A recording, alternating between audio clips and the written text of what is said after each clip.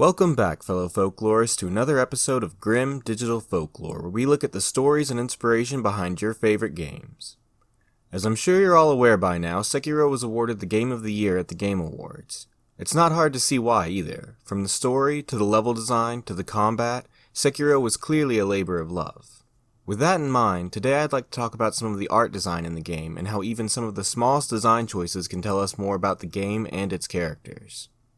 The design choice I'm talking about this time involves the Mortal Draw combat art. As far as the combat arts go, it's definitely one of the most visually striking as Sekiro swings the heavy mortal blade and cuts a giant swath of mist through the air. On top of being visually impressive though, this animation has apparently received more than its fair share of comments. Some have considered it a stylistic choice that seemed to echo other games such as Okami, while others seem confused about such a strange art style that shows up for only one move in the game. Stylistic choices aside, however, there's a very good reason for the use of this art for the Mortal Draw, and that reason goes straight to the heart of Bushido. Let's start by looking at the move itself and what it portrays. During the Mortal Draw animation, Sekiro draws and focuses his blade for a moment before swinging it in a wide, extended arc that is created by a flaming splash of what the game refers to as a dark, noxious mist that slowly fades. As I'm sure many of you were quick to realize, this mist instead seems to resemble the brushstrokes of a calligraphy brush, such as the one used in Okami, and this is no accident. Shoto is the art of Japanese calligraphy and has been practiced by many throughout the years, including the samurai. It is said that the warrior's is the twofold way of pen and sword, and he should have a taste for both ways. Miyamoto Musashi.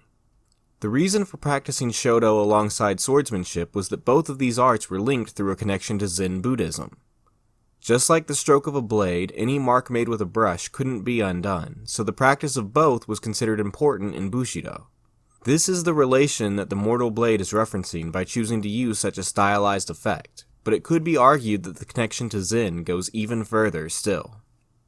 Zen Buddhism is a school of thought that deals far less with the abstract ideals of traditional Buddhism. Instead, Zen focuses much more on the process of reaching an enlightened state known as Satori. In this state, it is said that one can see the true essence or nature of everything. As such, Zen stresses an ideology in which one must find meaning in their own everyday actions and lives. This ideology blended very well with Bushido, as it stressed that the best way to be a good samurai was to achieve Satori, and that one could achieve that by fully devoting themselves to their role as warriors. A samurai who achieved Satori was in essence nothing more than a blade to be wielded by their master. Of course, there are very few who truly exemplify such a belief, save for a warrior like Sekiro. Sekiro is truly and thoroughly devoted into his role as Kuro's guardian and shinobi. From the starving wolf who had nothing else to live for, devoting himself to such a role is done single-mindedly. Sekiro is truly meant to be the perfect sword and shield for his master. He exemplifies Zen ideology, and his use of the Mortal Draw technique illustrates this connection to Zen well. Furthermore, the only other character in the game who used the Mortal Draw could be said to be just as dedicated. Genichiro is equally devoted to the revival of Ashina. Even beyond this though, the connection to Shoto and Zen can even explain the importance of immortality as a core concept of the game. Take this image of a circle that you may have seen before. In Zen, this circle is called Enso, and it is an expression of Zen ideology. Enso are created in a fluid motion, most commonly in a single stroke, and is meant to represent the state the creator was in at the moment of its creation, knowing that it will never be duplicated again. Taken further, an important point to consider in the creation of Enso is that each one clearly has a beginning and an end where the brush makes contact with and then leaves the paper. The importance of these marks is that just like the beginning and end of the brush stroke, they serve to symbolize the beginning and end of all things. This is why brush strokes make for an excellent effect for the weapon that is capable of bringing an end to even the immortal. What's truly impressive about this effect, though, is that all of this is told to us not through story or text, but instead through a single attack animation.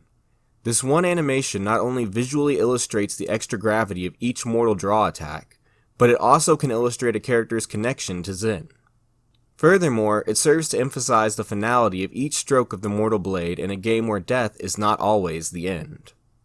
The way of the sword and the way of Zen are identical, for they have the same purpose.